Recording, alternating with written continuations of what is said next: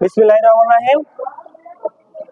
দশম শ্রেণীর অনুশীলনী 3.2 এর 12 নং অঙ্ক। যদি a - 1 / a সমান 1 হয় তবে দেখাও যে aq - 1 / aq সমান 4। তাহলে লেফট সাইড থেকে রাইট সাইড বের করব।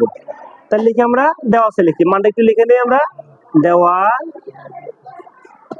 আছে কত a - 1 / a ইকুয়াল টু 1। লেখা লেফট সাইড ls কি আছে বলো, aq - 1 / aq। তাহলে aq - b কি সূত্র হচ্ছে, আমরা a কে আমরা a ধরবো, 1 / a কে b ধরবো। তাহলে aq - b কি সূত্র হচ্ছে a - b whole Q plus 3a b into a - b।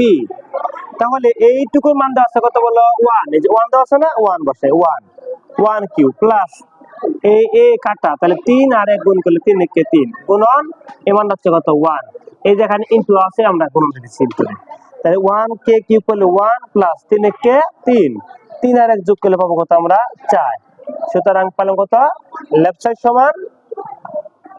সমান রাইট সাইড। পুরো